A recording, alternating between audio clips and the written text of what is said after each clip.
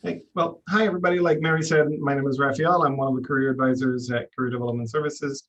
And we're going to talk a little bit about job searching and networking today. So job searching is simple but not easy. So that's one thing that you want to keep in mind. And we're going to cover a couple different things today. We're going to talk about your personal branding. That's going to be a big piece that is going to help you simplify your job search. We're going to talk about your elevator pitch because once you have your brand, you need to know how to express your brand. We're going to talk about some resources that you can use to research, that you can use to prepare yourself for your elevator pitch. We're going to talk about the job search itself, then networking, and finally LinkedIn as a tool for networking. So let's start with branding. So branding is who you are versus how you're perceived. So a lot of times we can have a mental image of ourselves that doesn't necessarily match what the people around us are perceiving. So when you think about your brand, you really want to think about that perception, about how people see you and what people say about you. So let's real quick, either by typing it in or by unmuting yourself and just saying it, what do you guys think it would be a good definition for brand in this context? Hi, my name is Alicia Lobanton. I'm thinking maybe your skills that you have acquired. Okay, so acquired skills.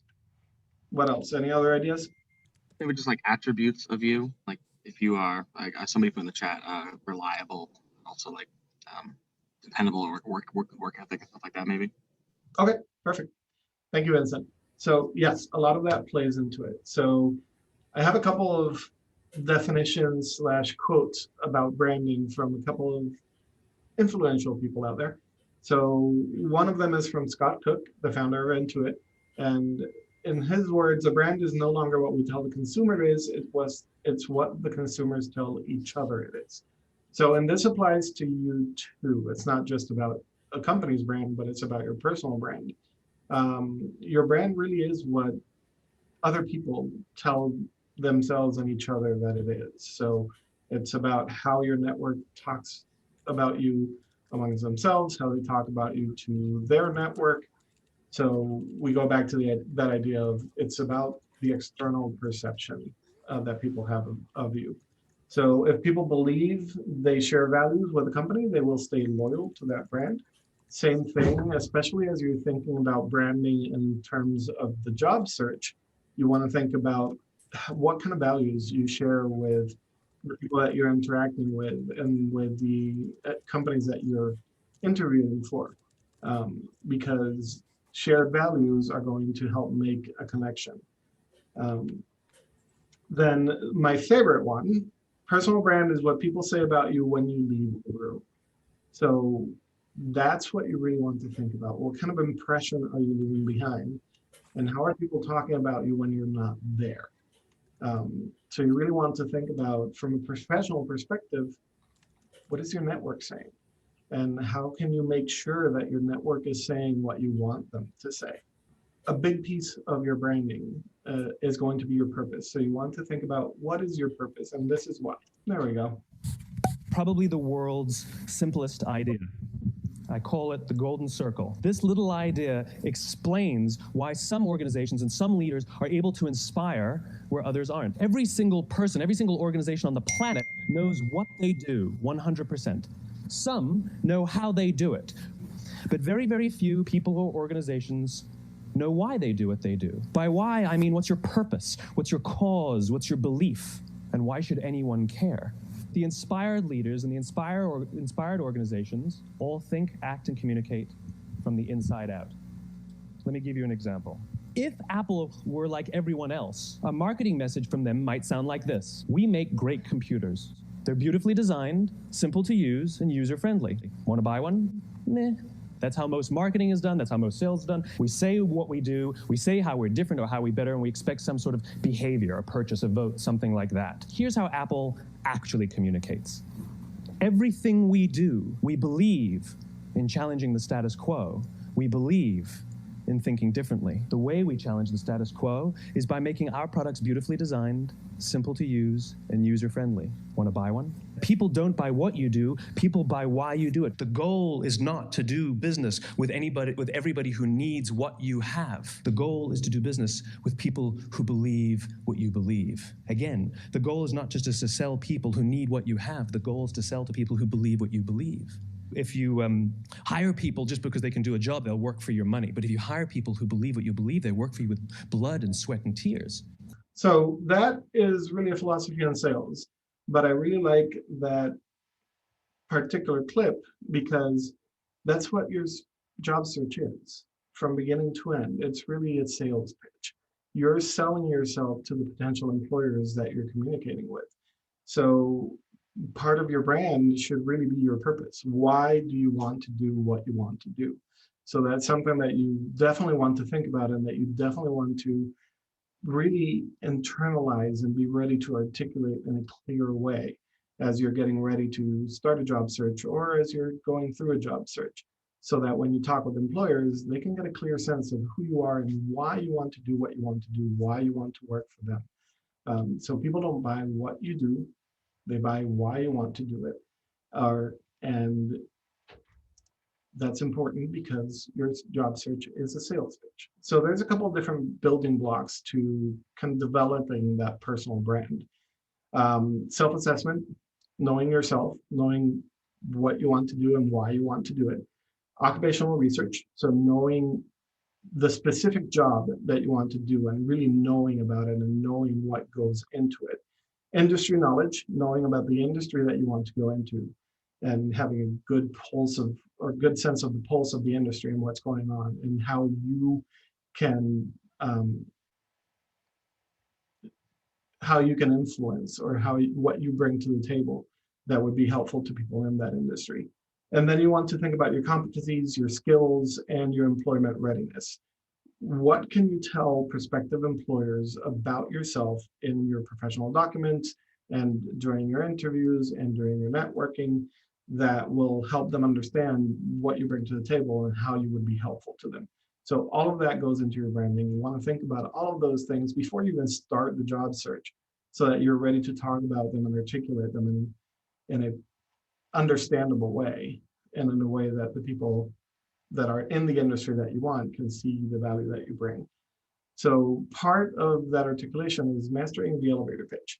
So we get one chance to make a first impression, and that's where the elevator pitch comes in. So you really want to sit down and think about how are you going to introduce yourself, especially during networking events or during interviews. How are you going to introduce yourself? How are you going to make that first connection? So you really want to think about your name, your major, and how you're going to integrate that into the introduction, your career interests. What do you do and what do you do well? So that goes back to what we're talking about knowing what your strengths are, where your competencies and your skills lay, and what's your goal? What's your purpose for being at that event, or what are you hoping to get out of the interview that you're in, or what kind of profession you want to go into and what kind of jobs in particular you want in that field. So here is a good video that kind of showcases what a bit of that.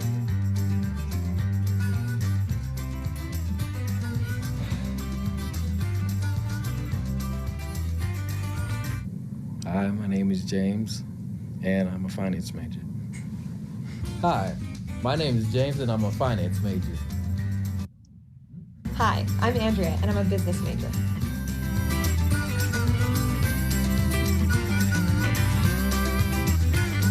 Hi, I'm Joe, and I'm an accounting major.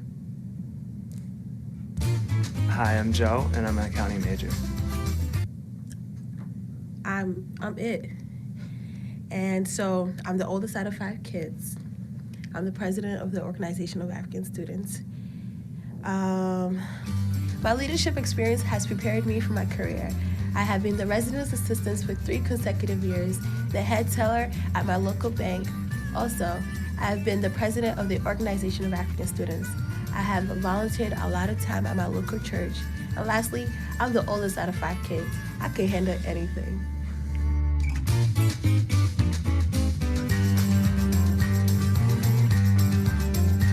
Hi, I'm Pat. I'm an accounting and philosophy major.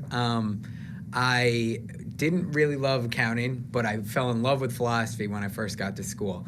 And I also was very into my intramural hockey team. Hi, my name's Pat. I'm an accounting and philosophy major. Now you might be asking yourself, well, that's a strange combination. But what I loved about it was that I used my creativity in my philosophy major, and I got a great management experience in my accounting. I think this is going to be a great mix for when I start in the business world. Majoring in business, I got to take a lot of different classes. I studied accounting, I had finance, IT, there were statistics, marketing too. But I also took classes in art history and English because I wanted to have a well-rounded education. I didn't want to be too narrow. So I did that. I did a lot of stuff outside of the class too. I played some intramural volleyball, which was really fun. I'm a business major, but I've also taken a lot of liberal arts classes to round out my education. In addition to my studies, I've been a peer mentor to a younger classmate, as well as played on the intramural volleyball team. While they may seem like different activities, they've both helped me with my communication skills as well as my team building.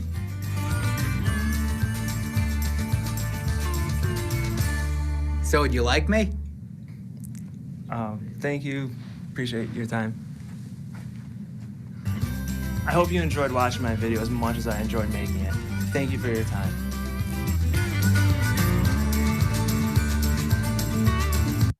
Now, obviously, there's going to be parts of that elevator pitch that are going to change depending on the setting. You're not going to deliver it the same way during a networking event as you would during the beginning of an interview. So one thing that's really important with the elevator pitch is you want to make sure that you're practicing your elevator pitch, but not necessarily rehearsing it. When you rehearse things, you get used to saying them the exact same way every time. And you want to be flexible with your elevator pitch. You want to be able to adjust it and adapt it to the circumstances that you're in. So you don't want to really have it down to the word. You want to just make sure that you're hitting the right talking points, that you're mentioning your name, your major, your career interests, that you're telling us a little bit about what you're good at, and that you're closing in a way that makes sense for the setting that you're in. But you want to be flexible so that depending on the situation, you can adapt without really stumbling over your words or kind of freezing because you can't figure out how to change it for the circumstances that you're in. So, like we said, part of developing your brand is getting to know yourself and being able to know a little bit about you and how you want to pitch yourself. So one of the tools that we have that is really helpful for that is My Plan. So My Plan is a set of assessments. Some of you might have already taken, some of you might have not. And it consists of a personality assessment, a career interest assessment, career values assessment, and a skill assessment. And that will help you learn a little bit more in a formal way about your personality and how it might mesh in different work environments, about your career interests and what you should be looking for in terms of an environment that will make you happy, and your career values, what matters to you in a work setting, so that you can then start looking for positions that will match all of those criteria. And so that you can articulate to an employer how you work best and what kind of environment you work best in, so that they can get a better idea of how you would fit into their team. So it is also really helpful if you're at that point where you aren't entirely sure what you want to do and you don't know entirely, or you're not entirely sure about what kind of jobs you want to look for. It's also really helpful in identifying some potential career paths, because once you take the assessments, it'll kick out this list that you're seeing there with recommendations of career fields that might be a good match for you. Now, we strongly recommend that if you take the assessment, that you come and talk with us so that we can make sure that you understood all the results properly and make sure that you can see the patterns that might be showing up in your list, to then help you narrow down what kind of jobs you're looking for during your job search. So another tool that we have that is also really helpful is what can I do with this major? So this can help you identify areas that you might have not thought about that you might be interested in. It's a little bit broader than my plan, so it's kind of a beginning point, and then you can move on to my plan and some of the other more detailed tools that we have, like the Occupational Outlook Handbook, which we strongly recommend using. It's not ours, it's run by the Bureau of Labor Statistics.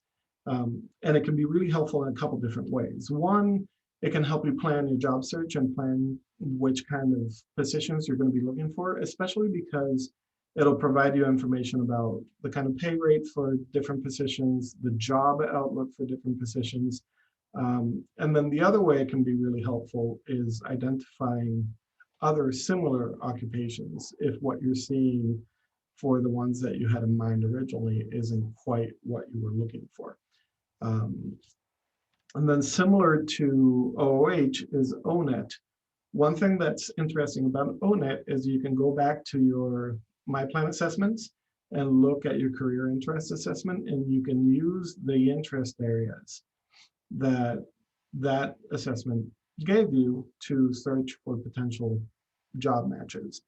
And then once it gives you career fields that match your career interests, you can then look at the different job descriptions and narrow down that way what you're looking for and learn more about those particular job opportunities or job fields so that you can talk about them when you're talking with an employer, talk about them intelligently and be able to articulate why you want to work in that field and why you want that particular job. So you really want to know those jobs inside and out so that you can articulate appropriately the reasons that you are looking into them. And then we also have Eagle Career Network. So Eagle Career Network includes a job board. If you haven't logged into Eagle Career Network yet, you already have an account set up for you, and you can always log in using your FGCU email as your username and your FGCU email password as your password. So the job board can help with the job search, obviously, but it can also be a really good research tool, because as you start looking at positions that you think might be of interest to you when you start your job search, you can start looking for those patterns in terms of the qualifications that they're looking for, the skills that they want, the competencies that they expect from their employees, so that you can start thinking about, okay, how am I going to brand myself for these particular jobs? And what do I need to shore up? Are there gaps in my experiences or gaps in my knowledge that I might need to make sure that I take care of before I start that job search, so that I'm a better, stronger candidate for the kind of positions that I really like? So using Eagle Career Network and using other job boards like Indeed, Monster, Career Builder, to really go through a couple different postings and read those job descriptions so that you can start determining those patterns and identifying those skills that they all look for, is a really helpful way to start preparing for your job search. Glassdoor is another really useful tool. Glassdoor is going to be more of learning about the industries that you're thinking about going into and the companies that you're thinking about going into. You can find company reviews there. You can find different jobs that they offer, both in the past and that they currently have open. You can find salaries. And this is an important piece for the later part of your job search, because you always want to negotiate, but you want to negotiate with solid information in your hands. So knowing what a given position has been paid in the past, or at least having a general idea, will help you with that negotiation later on. And it'll also help you determine whether you want to work for that company or not, whether they meet your needs. And the big piece for the job search itself, you can find interview questions and you can get an idea of what that particular company tends to ask their potential employees for any given position. So Glassdoor can be another really helpful tool.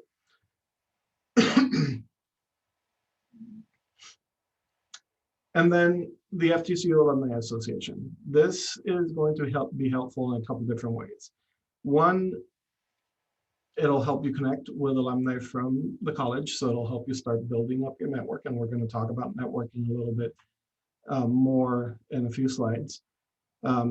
before you even graduate, before you even start your job search, you can join their mentor program and you can learn from people that have been through that experience of finishing their career or finishing their college experience, going into that career, and how they got to where they are. So that can help you prepare for your own job search. You can learn from the mistakes that they've made. You can learn what kind of things you really want to be researching and learning about, or the competencies and the skills that you really want to be developing from somebody that's already in the field and that's already doing the work. And they can help connect you with other people in their network.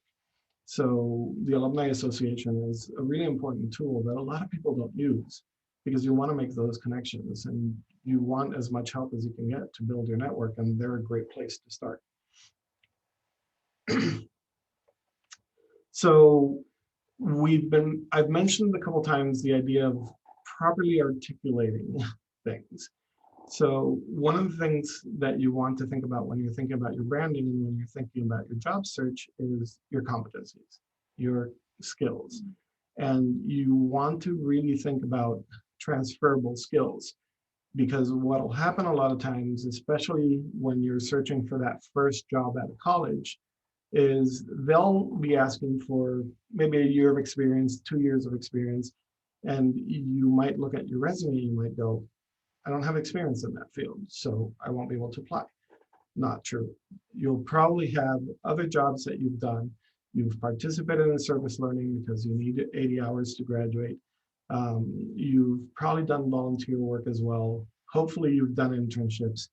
All of that counts towards your experience. And when you think about pretty much any of your experiences in the right light, you'll discover that you have transferable skills that can be applied to pretty much any job that you want to explore or apply to. So transferable skills, the definition we like to use is transferable skills are skills that you've gathered through various volunteer experiences, work, hobbies, sports, any other life experience that can be used towards your next job or a new career.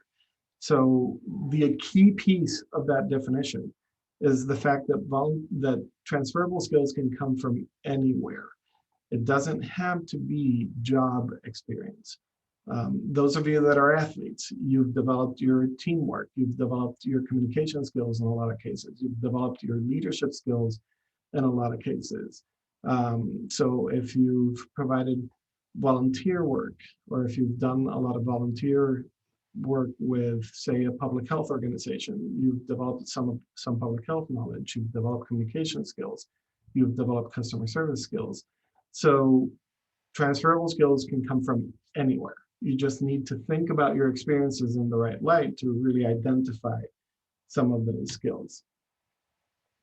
So this is one of my favorite graphs, because this is showing us the percentage of employers that are looking for transferable skills, or sometimes some of these we call soft skills, and how important they can be to them. So about 91% of employers out there are looking for problem-solving skills, teamwork, strong work ethic, analytical skills, written communication, leadership skills, verbal communication. All of those skills on that list are transferable skills that you can develop in a variety of different ways. And you just need to be ready to articulate them and explain to an employer how X experience helped to develop that given transferable skill that they're looking for. A lot of times the transferable skills, or the soft skills, are more important than your technical skills, because employers can teach you the technical skills. A lot of the transferable skills can only be acquired through experience. So keep that in mind. Think about your experiences. Think about what kind of transferable skills they've helped develop based on the research that you're doing for the field that you want to go into and the particular occupations within that field. And think about how you're going to talk about them during interviews, or how you're going to highlight them in your resume and your cover letter. So let's talk about some job search tips in particular. So networking. Networking is big and it's really important, and we're going to go into it in more detail in the next few slides. But you want to focus your job search more on networking than on the job boards. A lot of people have this tendency of just going to different job boards, be it Eagle Career Network, or be it on the internet, or being on professional association websites, or the postings that the companies put up themselves on their own websites. They tend to dive right into the internet and focus their job search on nothing but the internet. And that is going to make for a really extended job search. Use your network and focus your job search on your network over the internet options. You should be using all of them, but the focus should be more on your networking. Organize your contacts. Keep an Excel spreadsheet or use LinkedIn to kind of organize your contacts. Keep it clear where you met these people, who they might have contacts with, how you met them. So keep yourself organized. Make a target list of employers. So especially when you're looking for your first job, and if you don't have a job, it can be really easy to kind of apply for anything and everything that shows up on your searches. That's not normally the best strategy, because when you're applying to things like that almost desperately, you're not going to have a good answer as to why. Why do you want to do what you want to do with them? Why are you applying to the positions that you're applying? Why do you want to work with that particular company? So it works a lot better if you sit down, you think about which companies are the leaders in your industry and which ones are going to be most important for you, and then make a list of those employers. Really do some research into their company, really do some research into the kind of people that they hire and why they hire them. Look at your network and see if you have any connections within the company in your network, and leverage that network to get introductions or find out about jobs that might not be posted yet. And then keep an eye on those employers and kind of focus some of your job search on consistently applying to the employers that you really want to work for. And then do something every day. So I usually tell people that they should treat the job search as a job itself. So you should get up at 7 or 8 o'clock in the morning, start working on your job search. That can be updating your resume, that can be writing a new cover letter, that can be doing a search for potential jobs to apply to on the job boards, that can be talking to your network and making those connections, going to networking events. All of that counts as working on your job search. So get up in the morning, work on your job search till noon, take a break, relax, blow off some stress, then go back to the job search at 1, work until 4 or 5 o'clock, and then stop and pay attention to balance. So go play a game of basketball, or play a video game, or go to the gym, or spend some time with your family. You want your mental health to be in peak condition while you're going through a job search, so that you can perform your best when you get those interviews, and so that you can make sure that when you're writing your documents and putting in applications, there's no mistakes that are being made because you're overly stressed or because you're too tired and you're not paying attention to the details. So do something every day, but treat it like a job. Keep that balance. Stick with it.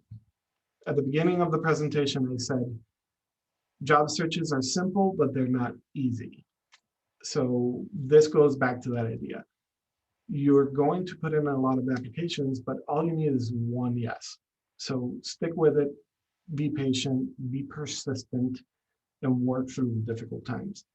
And then maximize your resources. Remember, even after you graduate, you can still use our resources.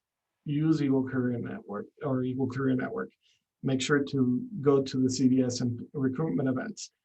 Visit us, do mock interviews with us, practice for those interviews.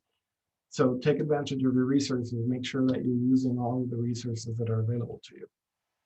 And here are some of those resources. So online, you've got Eagle Career Network, which used to be called Eagle Career Link, and I missed that one on this slide. You have LinkedIn, you have Indeed, ZipRecruiter, Glassdoor, Simply Hired, and there's a bunch of others. One of my favorites is professional association websites. Almost every single one of them has a job board. And the nice thing about the job boards on the professional association websites is they're fine-tuned.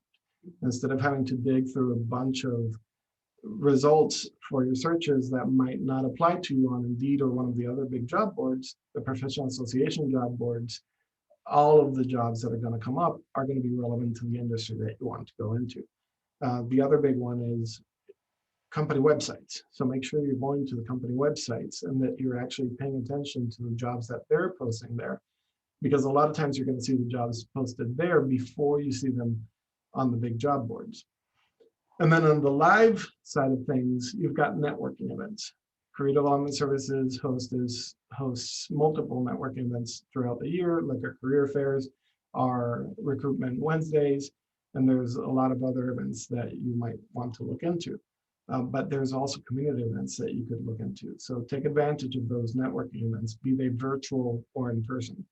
Career fairs, like I mentioned, on-campus recruitment, Alumni Association, we talked about that and why the Alumni Association can be helpful. And professional associations are a great way to help build your network as well. So one of the things that I mentioned was networking events, be they virtual or in person. We have Recruitment Wednesdays. That's one of those big networking events that you can take advantage of. It puts you in direct contact with potential employers, but you want to make sure that you're paying attention to your etiquette and to how you're behaving during those virtual events. So before you attend a virtual event, make sure that you're doing your research, make sure that you know the company that, or the companies that you're going to be interacting with. Test your tech, make sure that all of your technology is working properly. Prepare your space, make sure that you know what's behind you, that you know what's around you, that you know the people that are going to be around at the time of the event, and that you can control as many variables as possible. You can keep the noise down, you can keep people from coming in and out of doors that might make a lot of noise, you can keep pets under control. So prepare your space before you participate in one of those virtual events. And pick your outfit. That's one thing that we've been noticing during Recruitment Wednesdays and some of our other events is students are dressing down for these events because a lot of times you're at home and you feel comfortable and you might not even think about it. You're meeting these people for the first time. It's just like going to an in-person networking event. This is the first impression you're making on them. So make sure that you're dressed appropriately, even if it's going to be virtual only. So during the event, you want to make sure to turn on your camera. We've been seeing a lot of students meeting employers through Recruitment Wednesday, through the career fairs in a virtual environment and leaving their cameras off. That you minimize the connection there. You don't give the employer the opportunity to really see you, really be able to read your body language, and really get to know you. So make sure that you're turning your cameras on. And if possible, depending on how the event is structured, actively participate. So we've had a couple of examples today where I've asked questions and nobody has answered, even though I've said you can unmute yourself and give me an answer. So jump in there, take advantage of those opportunities when employers give you the chance to talk and to communicate with them. Be actively participating in those events. And then afterwards, if you talk to an employer at one of these networking events and they said, hey, send me your resume and let me know which of our positions you're interested in so I can start looking at what might be a good fit for you, do it, send it to them. Don't let that opportunity go by. And then show your appreciation as well. If you had a really good conversation with a potential employer, send them a thank you and remind them about that conversation. So show that you appreciate the fact that they've taken out some of their time to be there for these events, so that one, you can maintain that connection and deepen that that relationship, and two, so that they'll keep coming back and keep doing those events with us. So we've mentioned networking a ton of times throughout the presentation. Why do you think networking is important? Hi, Alicia Lobanton again. To build the connection between people so they know who you are, so they can then share that information with somebody that may be in your interest field if they're not in that particular field that you want to be in. I really like that you started with build the connection. Yes, that's a good answer. So networking is important, especially from a job search perspective, because about 80% of jobs out there are found through word of mouth. And referrals will be much more effective than just a cold application or a cold call. So if you have somebody in that organization or in that company saying, hey, Alicia might be a great option for this role, that's going to be much more effective than you just sending your resume and your cover letter. So you already have the backing of somebody in the company, and that's going to count for a lot with other people in that organization. And there's a lot of jobs that are never posted, that people find out through their network and that they apply for, or sometimes don't even need to apply it to. Their contact might set up an appointment with the person that's hiring for that position. They might have a good conversation, they might make a connection, and they might get the job offered right there. So a lot of times there's jobs out there that you never see because people are getting them through their network, and they're never making it to the job boards. So you really want to pay attention to your network, and you really want to leverage it. So let's see a little bit. Excuse me, Raphael. Yeah. Just before you start the video, you had a couple of comments Okay. in the chat. Cleo said it's about who you know, not what you know. Yes. And Asherith has said to communicate with others, to know what skills you have and what motivates you to join the job. Mm-hmm. So that is a really old saying. It's not who you know, it's not what you know, but who you know, and it holds very true. Sometimes the right referral might make people overlook that you're lacking a little bit of experience or that you're lacking a little bit of technical knowledge. Because again, employers can teach you those things. And the networking piece is also important for building your branding. If you have people in your network that you really trust and that can give you some good feedback on how you're being perceived by others, that can help you fine tune your branding. So yes, all of those are really good comments. Thank you. How to network. So a little while ago, one of you said that it's about building relationships, that it's about creating those connections. And that's what this video really drives home. So let's watch real quick. So last week I kind of had my mind blown, and it's because I went to an event and I learned more there about networking than I'd learned in my entire life previous to that event. And what was really weird is that I learned it from an introvert. So I'd always expected that extroverts like myself would have an easier time networking because we're more comfortable in groups, more comfortable talking for long periods of time with strangers. But quite frankly, this guy blew me out of the water. His network far exceeded mine. It felt like almost every time that I mentioned something I was interested in, he's like, oh, yeah, I know someone who could do that. I can introduce you to them. And then after the event, he did. So I wanted to share with you why and how he was able to build this network and what you can do. Because quite frankly, I've been doing it wrong for a long time, and I think you might too. By the way, his name is Evan Carmichael. We were at a YouTube conference. He's got his own channel that helps to inspire entrepreneurs. So if you haven't seen it yet, you can check it out below, and I'll of course link to it at the end of this video.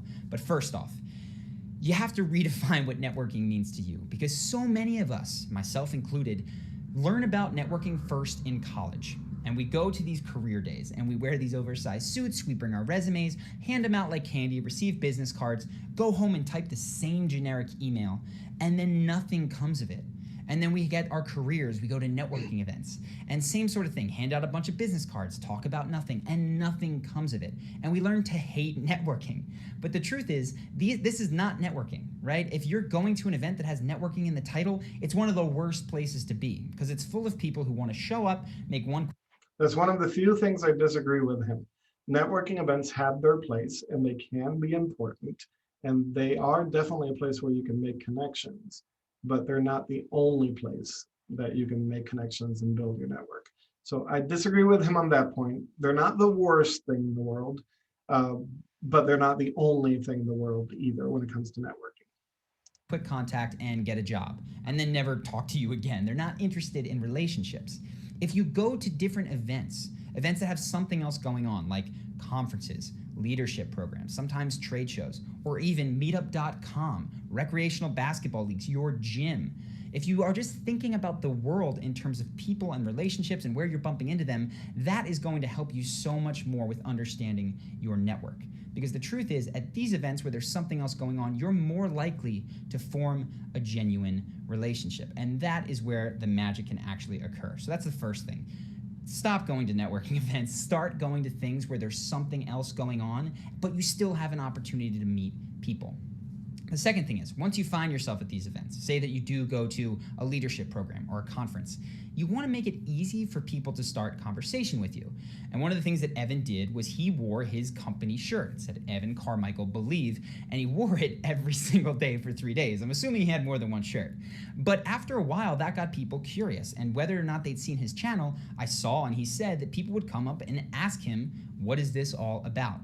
So you might not have a YouTube channel, might not have a company slogan, but there's still things that you can do to draw people to you. There was one guy at the conference who had a really cool beard, and people went up to him and asked him about the beard. Evan, I actually started when we were speaking, one of the first things I said to him was about his Vibrams 5 fingers. I was curious if he liked them. So if you wear something different, right? If you have a t-shirt that you know people always comment on, whether they like it or it's got an interesting saying, wear that to this event, because that's gonna make it easy for people to come up to you. Now, maybe you don't have this, maybe not everyone you want is immediately going to speak to you. So you do, even if you're an introvert, have to be prepared to introduce yourself on occasion. And the easiest way to do this when you're at one of these events is just to say what brings you here, because you get right into conversation where you want to be, which brings me to the third point. This is somewhere that introverts are going to crush extroverts. I've been doing wrong for a long time. And it's, you want to get people, one, talking about themselves, and better, talking about what they really want. So ask them questions like, what brings you here? What do you hope to get out of this? Or what cool stuff are you working on right now? If you can do that, you're going to find out the most important thing, which is what they want. We did a video on Tyrion Lannister. This is a killer question to ask other people. And I watched Evan do it. We were at a panel and it had 2 TV producers in the front and all of us YouTubers in the back. And I paid attention, and every question coming, including the one for myself, was basically, how do I get a TV show? Tell me what steps I need to take to land a TV show with whatever network I want to work with. And Evan instead walked up to these guys at the end and said, so I know you guys have a smaller production company. What sort of things specifically are you guys looking for? And they said, well, we're looking for really niche things, people who are the top of a small niche. And Evan said, have you guys talked to Eric, the guy with the big beard? Because he's like the dude in the beard world, right? If you want to do a show on beards, he might be the guy who could do it, or at least some sort of culture around that. So these guys said, thanks. Evan brokered the introduction, and I stood there and asked Evan, why didn't you talk about yourself? And he said, so last week I kind of had my mind in Lannister. This is a killer question. Tell me what steps I need to take to land a TV show with whatever network I want to work with. And Evan instead walked up to these guys at the end and said, so I know you guys have a smaller production company. What sort of things specifically are you guys looking for? And they said, well, we're looking for really niche things, people who are the top of a small niche. And Evan said, have you guys talked to Eric, the guy with the big beard? Because he's like the dude in the beard world, right? If you want to do a show on beards, he might be the guy who could do it, or at least some sort of culture around that. So these guys said, thanks. Evan brokered the introduction, and I stood there and asked Evan, why didn't you talk about yourself? And he said, I'm not interested in a TV show. I've been offered this in the past. I just wanted to come hang out. And this blew my mind because so many of us are only walking around looking for what can I get out of this interaction, especially when we talk to powerful people. Which brings me to the fourth point, which is you gotta play matchmaker. So many of us in our lives, when we talk to people who have jobs, right? We're interviewing, or we're talking to a headhunter in our industry, or a friend that's going on a cool vacation. We're not thinking, who can I pair you with that can make this good for you? We're thinking, do you have a job to offer me? Am I going to that vacation spot and is this interesting to me? Instead of, who might you be able to hire that I know? Or who do I know that's already been to Europe that could give you cool tips? So in your life, this sounds so simple. I'm guilty of not doing it nearly enough, and I'm betting that you're probably not either. You need to actively play matchmaker, because so many of us go through the world only thinking about people who can immediately connect to us. We're like puzzles. We're a simple puzzle piece, and we only want the pieces that snap right into us. But But what Evan does is he connects other puzzle pieces. He connects a piece over here, a piece over here. And his network, his puzzle, is so much larger than ours because we're only building from one small point. And I say ours, maybe you're better than me, but I'll speak personally. This is what I have done in the past. So right now, what I want to do are give you 2 things that you can immediately do to help actually create a stronger, better network and to help other people. First off, go to meetup.com, pick a leadership program, come to VidCon. I'm going to VidCon, right, if you want to hang out. Pick an event that you're going to get a chance to meet people that have a similar interest, but it's not just a pure networking event. There's something else going on. Second, go through and make a list of people in your life. This should take 5 minutes. Write down maybe 20 people, pick friends, family, teachers that you have, bosses that you have, clients that you've sold to. Write about 20 to 25 names. In the second column, write down what these people want. And if you take 5 minutes to do this, you'll find 2 things probably. One, you don't always know what all the people around you want, which is kind of embarrassing, right? Especially as someone who teaches this stuff, to go, man, I haven't paid close enough attention, or I haven't asked the right questions. But 2, there's some obvious connections there that you might not have made. And if you can send out an email or a text today to put those people in touch, they are going to feel, 1, appreciative, you're going to better their life, but also likely feel compelled to help you in return. Maybe today, maybe in the future, but it's incredible how this stuff comes back to you. So, just to reiterate, 1, redefine your networking philosophy. If it has networking in the title, it's probably not good. You're networking every single day. It's just the relationships that you make. Second, make it easy for people to speak to you. Wear something that stands out. Worst case scenario, say what brings you here. Third, get them talking about what they want. This is where the introverts are going to shine, because you just sit back, ask questions, and listen. And then fourth, play matchmaker. Find out where these puzzle pieces that connect actually are, put them in touch with that person, and pretty much just wait for the fireworks to happen, because I found myself wanting to go out of my way to help Evan after this without him even asking. This video is part of that, but I've also put him in touch with people that might be able to help him. So I hope that you guys have enjoyed this video. If you liked. So the thing I love about this video is that networking is about building solid long-term relationships. So when he talks about networking events not being the best place to network, he's right to a point, because a lot of times that's a connection that happens one time and it kind of drops by the wayside.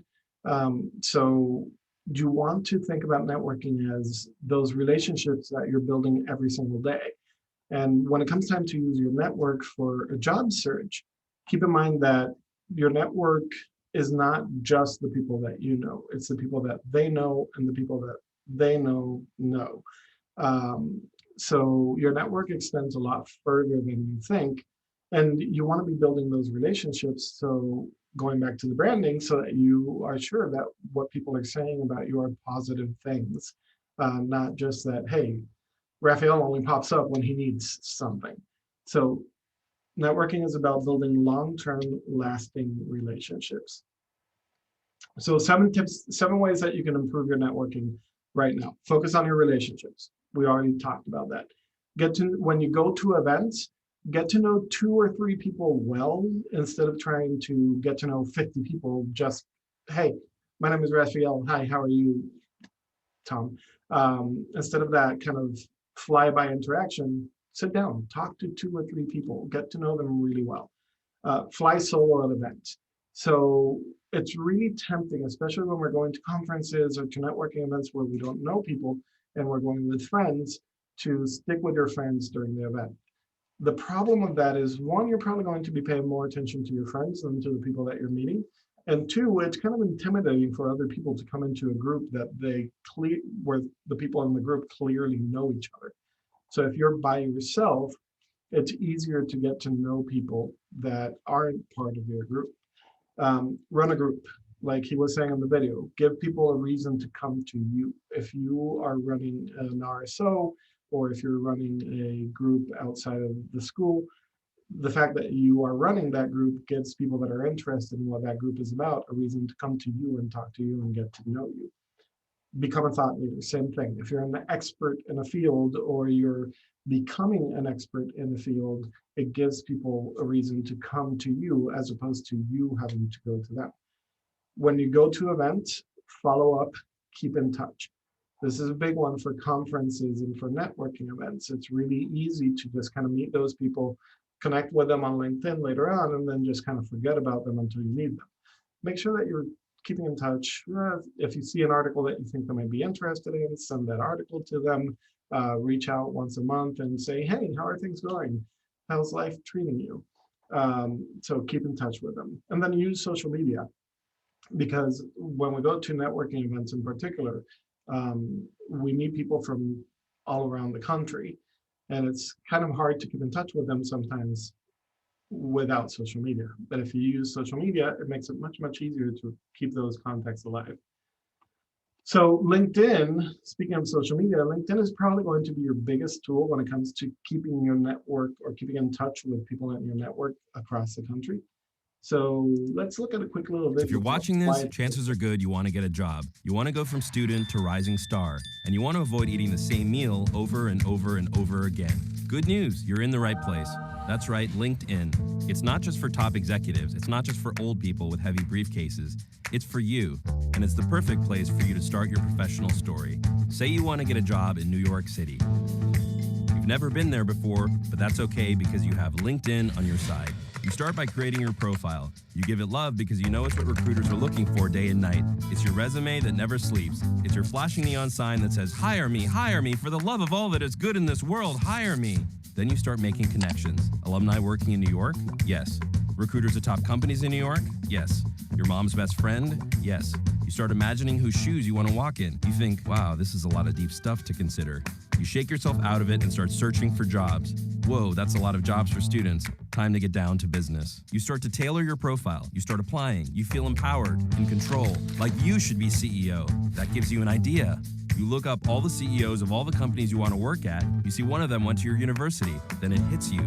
You see a clear path from campus to career. You feel like you can see the future. You wonder if you're psychic. Should you start a hotline? No, back to plan A.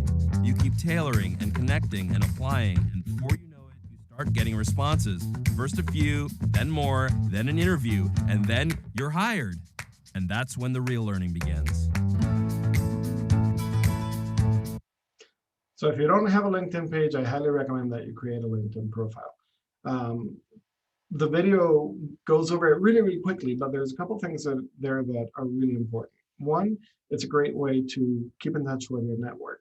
But two, it's also a great way to build your network. If you noticed at one point we talked about looking at alumni. LinkedIn has an alumni tool that'll let you look at all of the alumni from FGCU that are on LinkedIn, and that way you can see where they're working, what they're doing, what their job history has been like, and maybe make connections with some of the alumni that we have that are working in your field or working for companies that you're interested in. And again, that helps you build your network. It helps you research the companies that you're interested in. It helps you with the research into the industry and into the possible occupations that you might want to go into, which all goes into building your branding and learning how to articulate what you're looking for and what you bring to the table during the job search.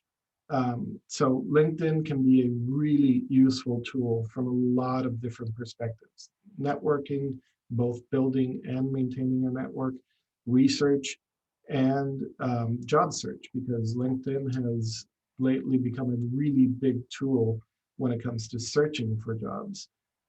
It's also a really good way for recruiters to find you. And this goes back to your personal branding. If you have a strong brand, if you know what you want and you have it clearly articulated as part of your LinkedIn profile, it makes it much easier for recruiters to find you instead of you having to go out and find them. So if you don't have LinkedIn, create a profile. If you need help with that, we can help you with that. Set up an appointment with us. So when you create your profile, make sure that you have a headshot. The slide says professional headshot. It doesn't really need to be a professional headshot, although that is the ideal. The important thing is that the headshot be from the shoulders to the top of your head with a fairly neutral background without a whole lot of distractions. And typical social media advice: no alcohol in your hands, don't be smoking, don't have pets, animals, other people in the picture. It's just you, and that's it. So have a good headshot on there. Make a headline that stands out. and that highlights your skill sets, highlights your strengths. Customize your URL. When you first create the page, the URL is going to have a bunch of numbers and letters at the end of it. You can go into LinkedIn and actually cut all of those numbers and letters off of the back of it. And that makes it much easier for other people to use. And it makes it much nicer to look at when you include it in your resume. Turn on the let recruiters know that you're open. Build connections by sending requests. We've talked about this a couple times already.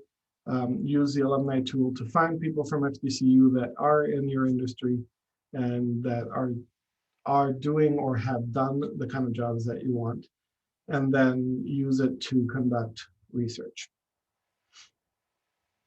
Okay, so final thing, kind of bringing it all back around. A personal action plan for job searching. Establish your goals.